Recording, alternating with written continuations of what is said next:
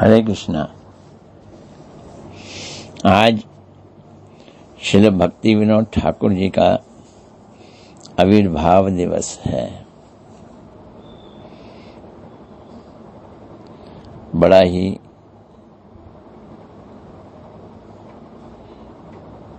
महत्वपूर्ण दिवस है। हम गौड़िया संप्रदाय के लोगों के लिए उनको सप्तम गोस्वामी भी कहा जाता है।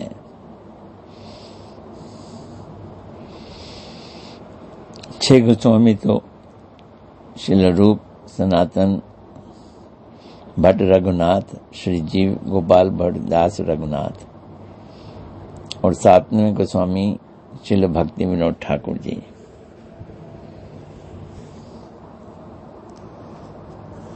तो मैं थोड़ा सा उनका परिचय आपको दे रहा हूं। उनका परिचय दिया ही नहीं जा सकता है, जितना ज्यादा दो वो थोड़ा है, तो थोड़ा सा ही काम चलाने की कोशिश करूंगा।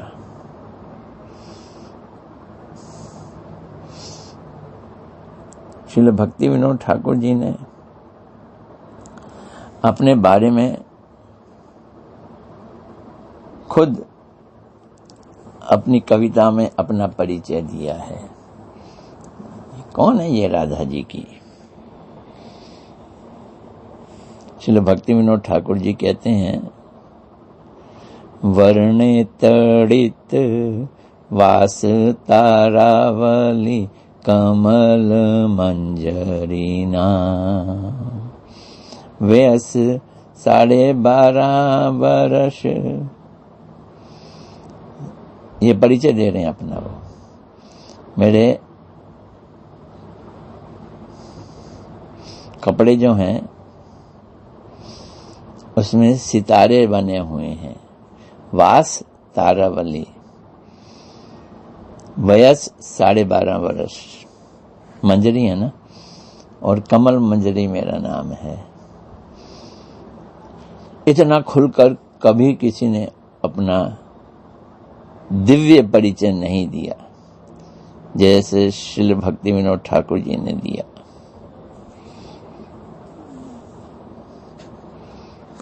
इसलिए उनके प्रति हमारा सम्मान बहुत बढ़ जाता है। जिस समय श्रील भक्ति विनोद ठाकुर जी प्रकट हुए थे, वो बड़ा अंधकारमय समय था।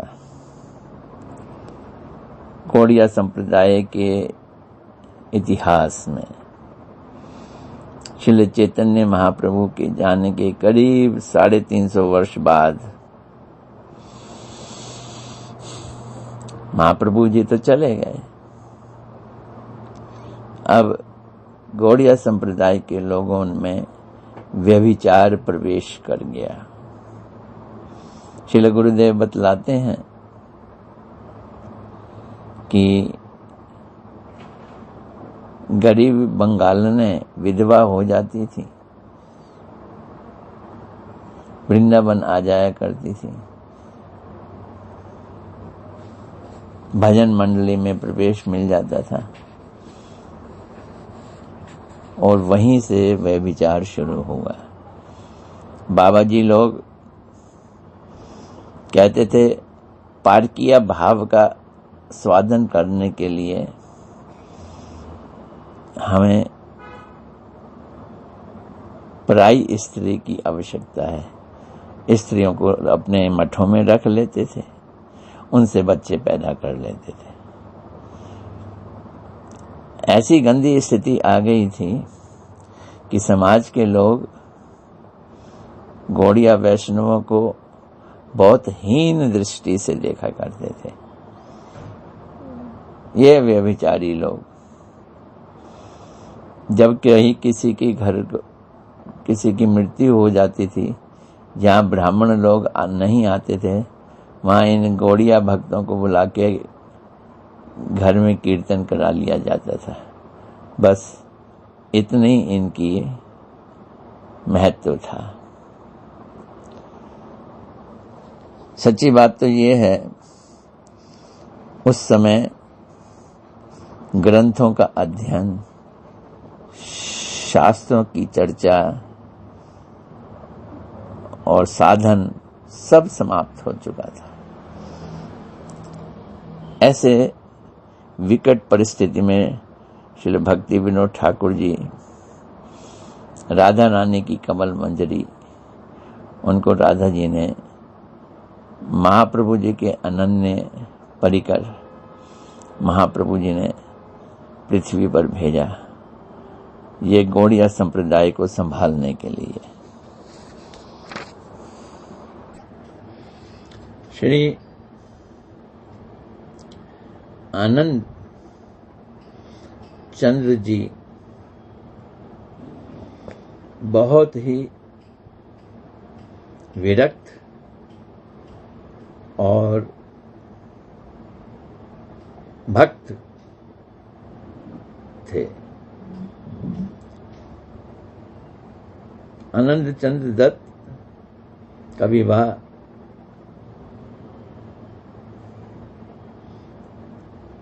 नदिया जिले के ऊला ग्राम के प्रसिद्ध जमींदार श्री ईश्वर चंद्र की कन्या श्री जगत मोहिनी के साथ हुआ था। तो श्री आनंद चंद्र दत्त और श्री जगन मोहिनी देवी को माता पिता के रूप में अंगीकार करते हुए सन 1838 2 सितंबर रविवार की शुक्ला त्रयोदशी की शुभ तिथि को ऊला ग्राम, जिसे वीरनगर भी कहते हैं, में बसे अपने ननिहाल में श्री भक्ति विनोद ठाकुर जी आविर्भूत हुए। इनके माता पिता ने इनका नाम रखा था श्री केदारनाथ दत्त। शिशुकाल में ही इनकी बड़ी अलौकिक प्रतिभा थी।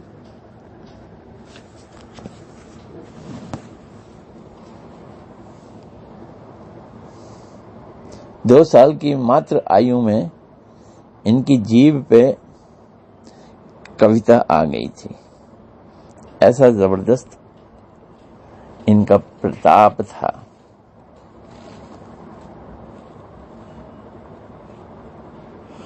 जो अप्रकृत नित्य सिद्ध पार्षद होते हैं, उनके हृदय में अप्रकृत भाव स्वयं ही प्रकट होने लगते हैं। बैकुंठीय पुरुषों के मुखारबिंद से निकले शब्द और वो शब्द भगवान से अभिन्न होते हैं। श्री भक्ति विनोद ठाकुर जी के द्वारा प्रयोग किया गया प्रत्येक शब्द भगवत भाव को पैदा करने वाला और भक्ति रस से ओतप्रोत होता था। श्री भक्ति विनोद ठाकुर जी ने मात्र 6 साल की आयु में राम भगवान की कथा अर्थात रामायण और महाभारत, इस पे संपूर्ण अधिकार प्राप्त कर लिया था। साधारण शिशु 6 वर्ष का इतना सब कुछ कैसे संभव हो सकता है? रामायण भी याद, महाभारत भी याद। और ये रामायण और महाभारत भगवान के अभिन्न स्वरूप हैं। श्री भक्ति विनोद ठाकुर जी के हृदय में शास्त्रों के अर्थ स्वयं प्रकटित होते थे। इसलिए भक्ति विनोद ठाकुर जी के द्वारा किए गए शास्त्रों के अर्थ तथाकथित पंडितों के द्वारा की गई व्याख्या से एकदम अलग हुआ करते थे। 9 वर्ष की आयु में ज्योतिष शास्त्र पर खोज शुरू कर दी।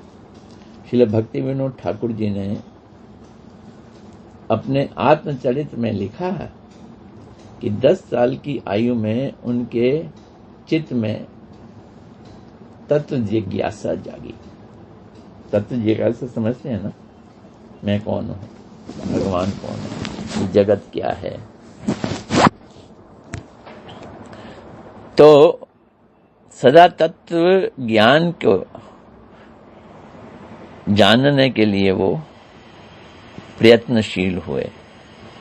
10 साल की आयु में और तत्व ज्ञान से उद्भासित हो हुआ उनका हृदय। फिर भी मनुष्य का जन्म की विशेषता स्थापन करने के लिए उन्होंने जिज्ञासा भरी जीवन और तरह तरह के प्रश्न उत्तरों के द्वारा अपने जीवन में लीला की। बहुत ही मधुर भाषी थे।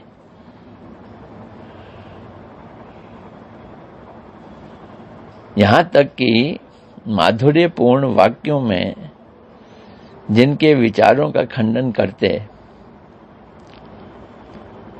वे भी दुखी नहीं होते थे, वो सुख का ही अनुभव करते थे। ऐसी शक्ति थी इनके अंदर। साधारण बालक नहीं थे, साधारण बालक ऐसा कर ही नहीं सकता। श्रील भक्ति विनोद ठाकुर जी अपनी रचित कथा में लिखते हैं कि मैं बड़ा जिज्ञासु था बचपन से ही। मूर्तिकारों से, जो मूर्ति बनाते हैं, तरखानों से प्रश्न उत्तर किया करता था। उनसे पूछता था क्या मूर्ति में, प्रतिमा में भगवान हैं? तब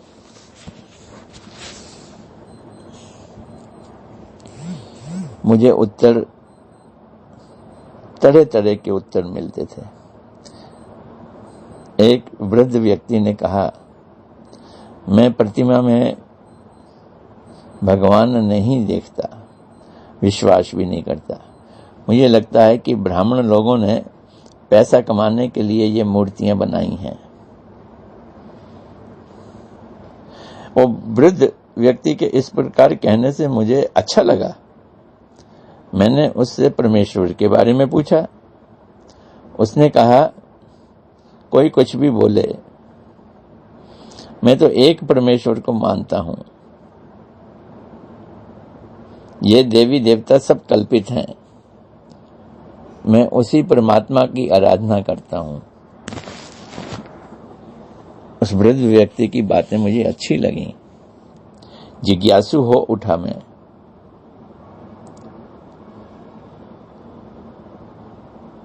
एक पहरेदार था, वृद्ध मुसलमान,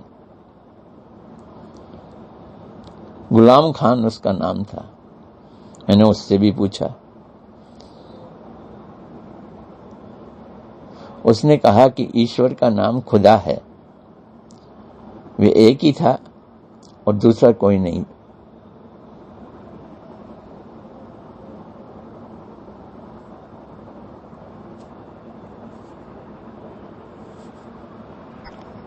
उसने कहा, राम और रहीम एक ही हैं।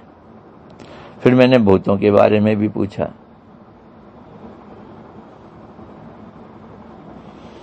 और गुलाम खान ने कहा, भूत शैतान की औलाद होते हैं। तरह तरह की बातें बचपन में इसी तरह जिज्ञासा से श्री भक्ति विनोद ठाकुर जी ने अपना जीवन बताया।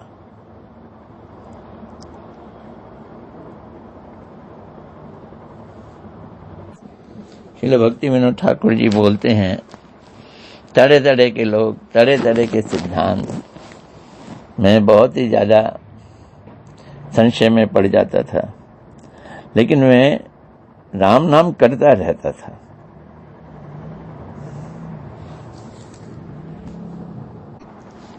वास्तव में अपनी जीवनी में इन सब बातों के द्वारा श्रील भक्ति विनोद ठाकुर जी ने ये हमें समझाया है कि तर्क वितर्क के मार्ग को छोड़ो। परिपक्व अवस्था में गोलमाल सिद्धांतों में प्रवेश मत करो। बस श्रद्धा के साथ हरि नाम करते रहो। ये उनका उपदेश है।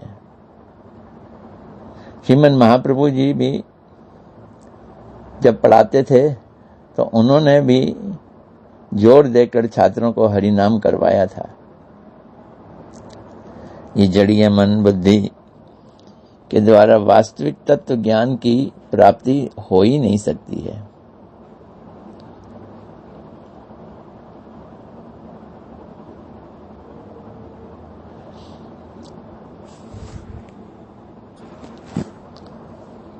श्रील भक्ति विनोद ठाकुर जी ईश्वर चंद्र विद्यासागर महाशय के पुराने स्नेही छात्र थे। एक बार वो कलकत्ता में विद्यासागर महाशय जी के घर चले गए तो विद्यासागर महाशय जी ने उनसे कहा कि जब ईश्वर को हमने देखा ही नहीं तो उसकी आलोचना ना करना ही अच्छा है। छात्र होने पर भी ठाकुर भक्ति विनोद ठाकुर जी ने बड़ा स्पष्ट बोला उनको सच। उन्होंने कहा, पंडित महाशय जी, भक्ति विनोद ठाकुर जी ने कहा, किसको कहा? विद्यासागर जी को, ईश्वर चंद्र विद्यासागर को। आपने एक ग्रंथ लिखा है बोधदय नामक पुस्तक, और बोला है उसमें तो कि ईश्वर निराकार है, चैतन्य स्वरूप है। आपने ऐसा क्यों लिखा? बोलते हैं मैं तो यही समझता हूं।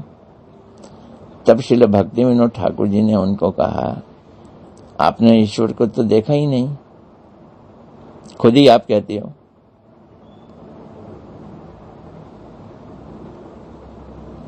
हाँ, ये तो बात है। तो ईश्वर सर्वशक्तिमान है, उसमें क्या आपने आकार नहीं देखा? क्या उस सर्वशक्तिमान में आकार बनाने की क्षमता नहीं है? क्या वो अपने आकार की रक्षा नहीं कर सकते? परमेश्वर हमारे नित्य प्रभु हैं और हम तो उनके दास हैं। उनके लिए हमारा हृदय में स्वाभाविक अनुराग है और हमारे वेदों में उसे ही भक्ति, ब्रह्म विद्या या परा विद्या कहा है। उस विद्या को प्राप्त करने के से किसी प्रकार का ज्ञान का अभाव नहीं रहता।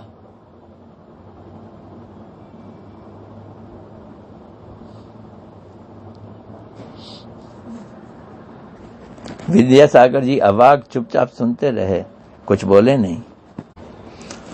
उनके जीवन की ये घटना बताना ऐसा लगता है आवश्यक है। सन 1858 में ठाकुर भक्ति विनोद गौड़ देश से नीलांचल गए और रास्ते में याजपुर में छुट्टी ग्राम, छुट्टी गोविंदपुर भी कहते हैं उसको, वहां उनके दादाजी रहते थे। उनसे मिलने के लिए गए। दादाजी वाक सिद्ध पुरुष थे, श्री राज बल्लभ दत्त ठाकुर जी। उन्होंने भविष्यवाणी की थी, ये भविष्यवाणी की थी कि ठाकुर बड़े वैष्णव बनेंगे, श्री भक्ति विनोद ठाकुर। ये भविष्यवाणी करने के साथ साथ उनका भ्रम तालु भेद हो गया और उनके प्राण निकल गए। ठाकुर भक्ति विनोद जी कटक से पैदल यात्रा कर चंदन यात्रा के समय पुरी में श्री जगन्नाथ जी के चरणों में पहुंचे। वे कटक, भद्रक, मेदिनीपुर इत्यादि स्थानों से होकर वापस कलकत्ता आ गए। श्री ईश्वर चंद्र विद्यासागर जी की इच्छा के अनुसार ठाकुर भक्ति विनोद जी ने कटक के उच्च विश्वविद्यालय में प्रधान शिक्षक एवं भद्रक सरकारी उच्च विश्वविद्यालय के प्रधान शिक्षक पद का स्वीकार किया उन्होंने। और उसी समय उन्होंने मठ ऑफ उड़ीसा नामक एक किताब भी लिखी। ठाकुर जी ने चैतन्य गीता नामक एक ग्रंथ भी लिखा। तब उन्होंने अपने नाम को सच्चिदानंद प्रेमालंकार के रूप में परिचय दिया था। और फिर गौड़िया गोस्वामी संघ के द्वारा उनको ठाकुर भक्ति विनोद नाम का विभूषित हुए। तभी से केदारनाथ श्री सच्चिदानंद व्यक्ति विनोद ठाकुर के नाम से प्रसिद्ध हो गए। अब केदारनाथ नाम गुप्त हो गया और भक्ति विनोद ठाकुर नाम उजागर हो गया।